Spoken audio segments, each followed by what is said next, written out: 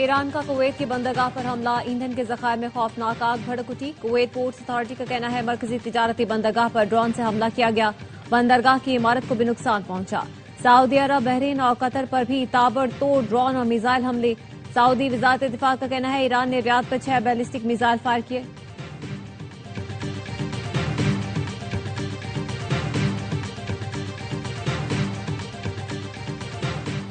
ایران کا اسرائیل پر میزائلوں، ڈرونز اور multi war had ہتھیاروں سے بڑا حملہ، مختلف علاقوں میں تباہی۔ کریات شہر میں ایرانی میزائل حملے میں گاڑی تباہ، شمالی شہر نہاریہ میں بھی میزائل حملوں سے بڑے پیمانے پر نقصان ہوا۔ اسرائیل پر داغے گئے میزائلوں پر ایران نے پاکستان، اسپین اور جرمنی سمیت دنیا بھر کے عوام کے لیے شکریہ کے الفاظ درج کیے۔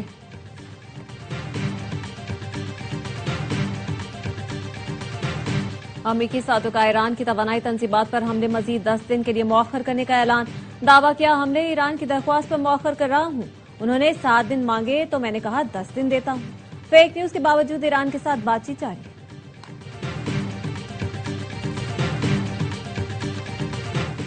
اور پی ایس ایل 11 کا دوسرا ٹاکرا، کوئٹہ گلیڈیٹرز کا کراچی کنگز کے خلاف ٹاس جیت کر فیلڈنگ کا فیصلہ۔ کپتان کراچی کنگز ڈیوڈ وارنر کہتے ہیں اس بار پہلے سے بھی اچھا پرفارم کریں گے۔ پاکستان میں جب بھی کرکٹ کھیلی ہمیشہ یادگار رہا۔ کوئٹہ کے کپتان سعود شکیل نے کہا ٹیم میں ابرار احمد اور عثمان طارق دونوں کھیل رہے ہیں۔ امریکہ اور ایران کے نمائندوں کی ملاقات جلد متوقع ہے۔ پاکستان میں ملاقات کے لیے تیاریاں شروع کر دی گئی ہیں۔ جرمن وزیر خارجہ کا کہنا ہے پیریکین بہت جلد پاکستان میں میز پر ہوں گے۔ جوہان ویڈے کا کہنا ہے معلومات کے مطابق امریکہ اور ایران کے درمیان بالواسطہ رابطے ہو چکے ہیں۔ امریکی نمائندہ خصوصی اسٹیو وٹکاف نے بتایا 15 نکاتی فریم ورک تیار کر کے پاکستان کے ذریعے ایران تک پہنچایا۔ ایسے اشارے ملے ہیں کہ پیش رفت ہو سکتی ہے۔ ہم معاہدہ طے پا گیا تو یہ پوری دنیا کے لیے بہتر ہوگا۔ ایران جنگ سے نکلنے کا واحد راستہ تلاش کر رہا ہے۔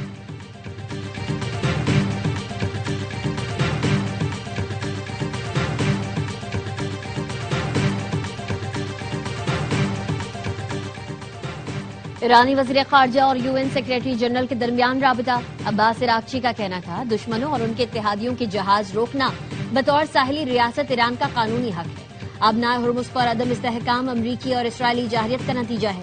ایرانی وزیر خارجہ نے ایکس پر لکھا خلیجی ممالک کے ہوٹلز امریکی فوجی اہلکاروں کو کمرے نہ دیں۔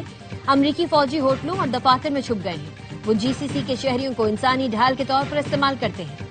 ایران کا اپنے رہنماؤں کا قتل روکنے کے لیے اقوام متحدہ سے مداخلت کا مطالبہ۔ ایران کے مستقل مندوب امیر سعید ایروانی نے سیکریٹری جنرل اقوام متحدہ کے نام خط میں لکھا وہ ایرانی رہنماؤں کے قتل کا منصوبہ روکنے کے لیے کردار ادا کریں۔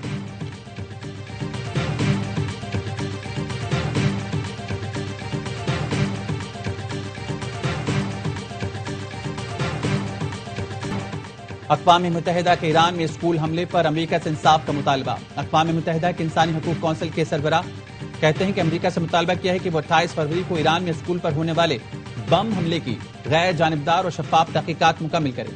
اس حملے نے شدید خوف و دہشت پیدا کیا۔ میناب کے ایلیمنٹری اسکول پر ہونے والا بم دھماکہ فطری اور انتہائی خوفناک رد عمل کا باعث بنا۔ حملہ کرنے والوں پر لازم ہے کہ وہ اس واقعے کی بروقت غیر جانبدار، شفاف اور مکمل تحقیقات کریں، رپورٹ عوام کے سامنے لائیں۔ اس خوفناک نقصان پر انصاف ضروری ہے۔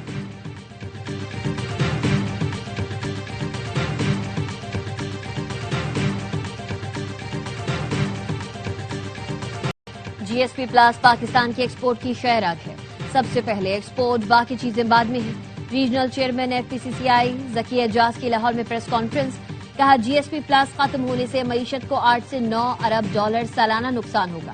جی ایس پی پلس ختم ہوا تو پاکستان کی معیشت تباہ ہو جائے گی۔ چیئرمین ایپٹما کامران ارشد کا کہنا تھا جی ایس پی پلس کو کسی صورت متاثر نہیں ہونا چاہیے۔ جی ایس پی پلس ملنے سے پاکستان کی ایکسپورٹ بڑھی تھی۔ ایس ایم تنویر بولے جی ایس پی پلس پاکستان کی معیشت کی شہ رگ ہے، جو معیشت کے خلاف بات کرے گا ہم اس پر بولیں گے۔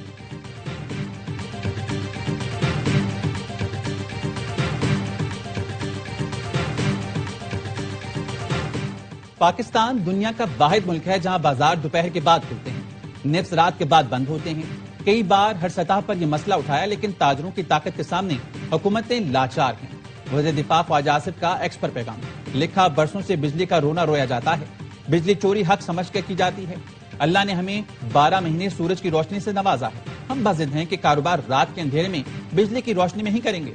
دنیا مغرب کے بعد بازار بند کرتی ہے، ہفتے میں ایک مکمل چھٹی ضرور ہوتی ہے۔ ہمارے ملک میں ایسی مارکیٹس موجود ہیں جہاں رزق حلال چوری کی بجلی سے کمایا جاتا ہے۔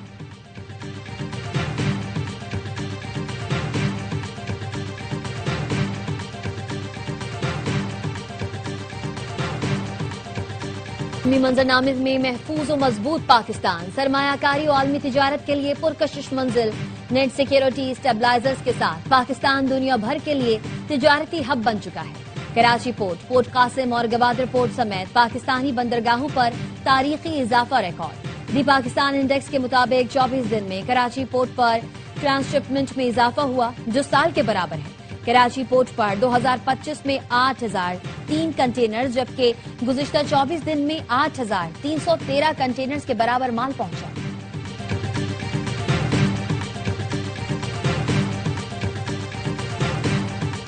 بین الاقوامی منڈی میں خام تیل کی قیمتوں میں اضافہ، لندن برینڈ خام تیل کی قیمت 1.71% اضافے کے ساتھ $109.82 فی بیرل ہو گئی۔ ویسٹ ٹیکساس خام تیل بھی 1.61% مہنگا، قیمت $95.96 فی بیرل ہو گئی۔ توانائی کے بحران پر قابو پانے کے لیے حکومتی اقدامات، پیٹرول کا ایک اور LPG کے مزید 2 جہاز پورٹ قاسم پہنچ گئے۔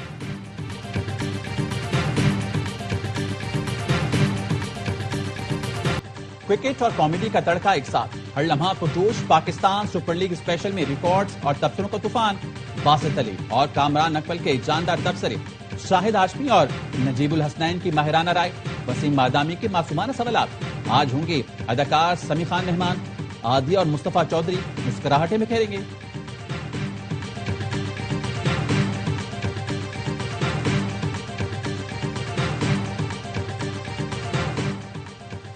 اسپیشل پروٹیکشن یونٹ کا قیام عمل میں لایا جا رہا ہے، جو اسلام آباد میں موجود چینی شہریوں کی سیکیورٹی یقینی بنائے گا۔ وزیر داخلہ محسن نقوی کی چینی سفیر سے ملاقات میں گفتگو، کہا اہلکاروں کو ٹریننگ کے دوران چینی زبان سکھائی جائے گی۔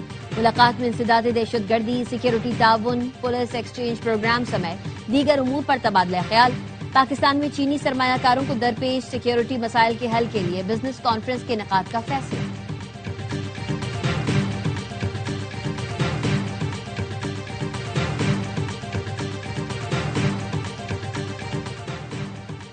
لاہور کے اکبری گیٹ کے قریب 5 سالہ بچی نالے میں گر کر جاں بحق، پولیس سے کہنا ہے 5 سالہ معصومہ رکشے میں بیٹھی تھی، نالے کی دیوار گر گئی، رکشہ نالے میں گرنے سے بچی جان سے گئی۔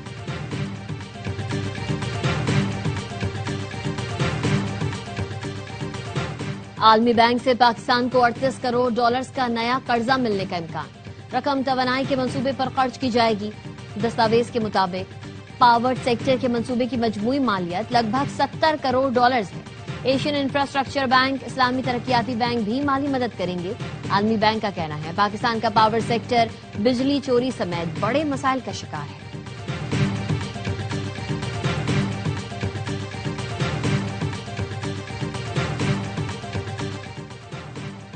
سندھ کے سینئر وزیر شرجیل میمن کی GSP+ سے متعلق بانی PTI کے بیٹے کے بیان کی مذمت، کہا GSP+ پر بیان بازی قومی مفاد کے خلاف خطرناک سازش ہے، قومی مفاد کو سیاست کی بھینٹ چڑھانے کی اجازت کسی کو نہیں دی جا سکتی۔ شازیہ مری نے کہا بانی PTI کے اہل خانہ کو ملکی قوانین اور عدالتوں کا سامنا کرنا چاہیے۔ PTI ایک فرد کی خاطر عالمی سطح پر پاکستان کے ساکھ کو نقصان پہنچا رہی ہے۔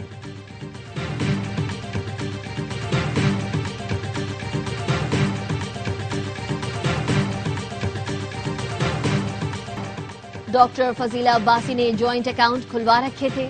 والدہ سابق MNA نسیم چودھری اور بھائی حمزہ عباسی کے ساتھ جوائنٹ اکاؤنٹ سے ٹرانزیکشنز کی۔ Doctor Fazila Abbasi money laundering case کی تفصیلات سامنے آ گئی۔ 3 بینک اکاؤنٹ صرف ٹیکس ریٹرنز میں جمع کروائے گئے، جن میں بھی بے ضابطگیاں پائی گئیں۔ ملزمہ لاکھوں ڈالر کی تفصیلات یا دستاویزی ثبوت فراہم کرنے میں ناکام رہی۔ FIA کے مطابق تحقیقات کے دوران متعدد کاروباری کمپنیز کے نام بھی سامنے آئے۔ آمدن اور ٹیکس گوشواروں میں ثابت ہوا کمپنیز کا ان سے تعلق نہیں۔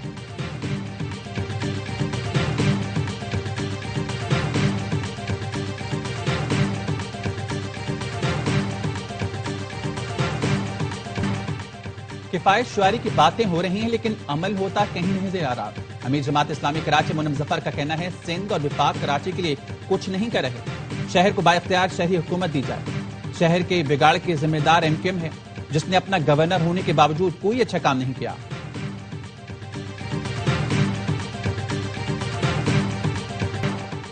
सोने और चांदी की कीमतों में कमी। फी तोला सोना 1000 रुपए कम होकर 4,67,262 रुपए का हो गया। आलमी मार्केट में फी ऑन सोना $10 कमी के साथ $4,445 का हो गया।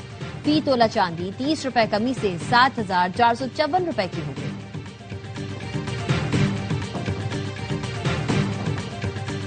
मुत्तहिदा अरब अमारात में मूसलाधार बारिश। अबू धाबी, दुबई और शारजा में जालाबारी भी हुई। सड़कों पर पानी जमा हो गया। रासुल खैमा में बर्फ की तह जम गई। फुजैरा में गाड़ियां बह गईं। अल ऐन की वादियों में सैलाबी सूरत हाल। अजमान में तूफानी हवाओं के साथ बारिश ने जल थल एक कर दिया। सऊदी अरब में भी मूसलाधार बारिश हुई। Medina Munawwara, Riyadh, Taif, Jeddah और सीर में बादल बरस पड़े। तबूक में कहीं बारिश और कहीं बर्फबारी।